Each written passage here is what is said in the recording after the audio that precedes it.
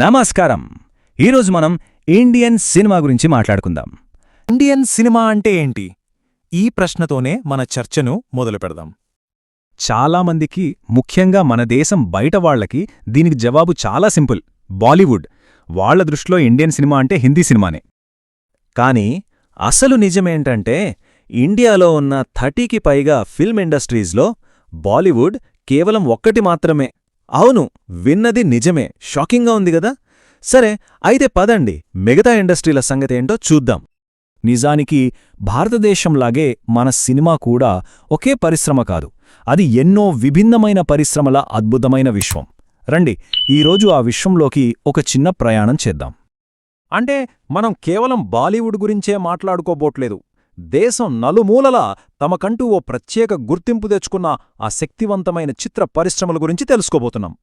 అందరూ అనుకునేదానికి మించి అసలు సిసలైన భారతీయ సినిమా కథేంతో చూద్దాం. సరే, మరి మన సినీ యాత్ర మొదలుపెట్టేద్దామా?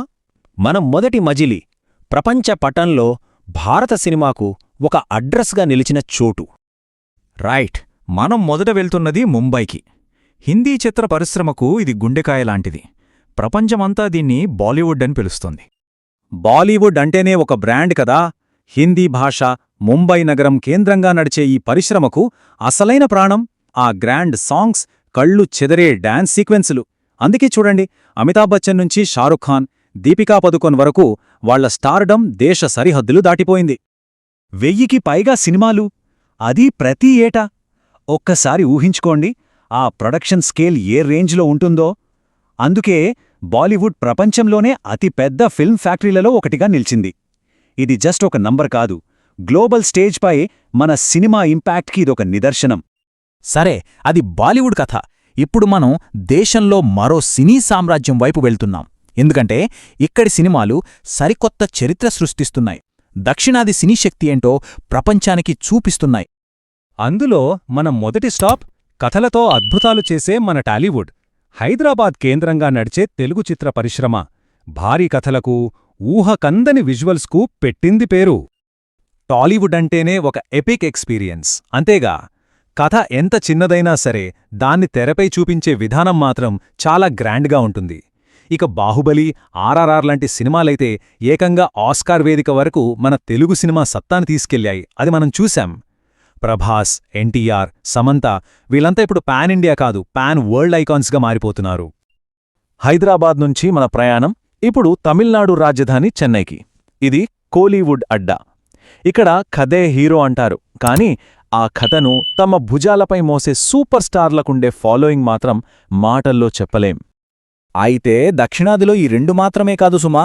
చూడండి, తెలుగులో టాలీవుడ్, తమిళంలో కోలీవుడ్, అలాగే కేరళ నుంచి వాస్తవిక కథలతో వచ్చే మోలీవుడ్, ఇక బెంగళూరు కేంద్రంగా మాస్ సినిమాలు తీసే శాండల్వుడ్. చూసారా, ప్రతి పరిశ్రమకు ఒక ప్రత్యేక భాష, ఒక కేంద్రం, వాటన్నిటికంటే ముఖ్యంగా ఒక ప్రత్యేకమైన గుర్తింపు ఉన్నాయి. మన ప్రయాణం ఇక్కడితో ఆగిపోలేదు. అసలు సిసలైన భారతీయ సినిమా ఆత్మ ఈ ప్రాంతీయ పరిశ్రమల్లోనే దాగి ఉంది. ఇవి కేవలం సినిమాలు తీయడం లేదు, తమ సంస్కృతికి అద్దం పడుతున్నాయి. ఉదాహరణకు బెంగాలీ సినిమా తీసుకోండి. సత్యజిత్ రే లాంటి మేధావులు ప్రపంచ సినిమాకే పాఠాలు నేర్పారు. మరాఠీ చిత్రాలు గుండెను తాకే సామాజిక కథలతో మనల్ని ఆలోచింపజేస్తాయి. ఇక మలయాళ చిత్రాల గురించైతే ప్రత్యేకంగా చెప్పాలి. చాలా తక్కువ బడ్జెట్లో ఎంతో సహజంగా కథలు చెప్పడంలో వాళ్లు మాస్టర్స్. కన్నడ పరిశ్రమ నుంచి వచ్చిన కేజీఎఫ్ దేశాన్ని ఎలా ఊపేసిందో మనందరికీ తెలుసు. ఇవే కాదు, పంజాబీ, అస్సామీ, భోజ్పురి ఇలా చెప్పుకుంటూ పోతే ప్రతి పరిశ్రమ మన దేశ సాంస్కృతిక వైవిధ్యానికి నిలూటద్దం లాంటిది. అందుకే అంటారు, భారతీయ సినిమా ఒక అందమైన పూలదండా లాంటిది అని.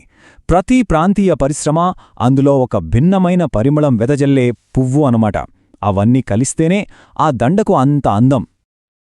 లోకల్ థియేటర్ల నుంచి గ్లోబల్ స్క్రీన్ల వరకు భారత సినిమా ప్రయాణం నిజంగా అద్భుతం. ఈ ప్రయాణంలో సినిమా ఎంతగా మారిందో, ప్రపంచంపై దాని ప్రభావం ఎంతగా పెరిగిందో ఇప్పుడు చూద్దాం. ఒకప్పుడు నలుపు తెలుపు చిత్రాలతో మొదలైన మన సినిమా ఆ తర్వాత రంగుల ప్రపంచంలోకి అడుగుపెట్టి ఒక స్వర్ణయుగాన్ని చూసింది. కాని అసలైన టర్నింగ్ పాయింట్ వచ్చింది ఈ మధ్యనే. మన సినిమాలు గ్లోబల్ బ్లాక్బస్టర్లుగా మారాయి. దీనికి తోడు నెట్ఫ్లిక్స్, అమెజాన్ ప్రైమ్ లాంటి ఓటీటీ ప్లాట్ఫామ్స్లొచ్చాక ఇక మన కథలు ప్రపంచంలో ఏ మూల నుంచైనా చూడగలుగుతున్నారు. ఇది నిజంగా ఒక విప్లవం కదా. సరే, ఫైనల్గా మనం గుర్తుంచుకోవాల్సిన విషయం ఒక్కటే. భారతీయ సినిమా అంటే ఒకే రకమైన వంటకం కాదు, అదొక గ్రాండ్ బఫే లాంటిది.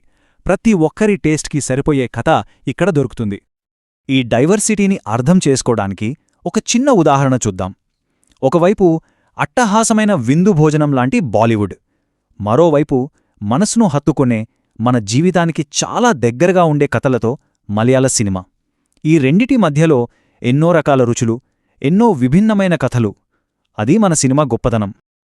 కాబట్టి ఇకపై భారతీయ సినిమాను ఒక్క మాటలో చెప్పాలంటే అది ఒకే పరిశ్రమ కాదు, అది ఎన్నో భాషలు, మరెన్నో సంస్కృతులు, లెక్కలేనన్ని కథల కలయికనమాట. ఈ వైవిధ్యమే మనల్ని ప్రపంచంలోనే అతిపెద్ద సినీ నిర్మాటగా నిలబెట్టింది. ఈ అద్భుతమైన సినీ ప్రపంచంలోకి మనం ఒక చిన్న ప్రయాణం చేశాం కదా. ఇప్పుడొక ప్రశ్న: ఇన్ని విభిన్నమైన ఫ్లేవర్స్లో మీ ఫేవరెట్ ఇండియన్ ఫిల్మ్ ఇండస్ట్రీ ఏది? ఏ కథలు మనసును ఎక్కువగా ఆకట్టుకుంటాయి? కాస్త ఆలోచించండి.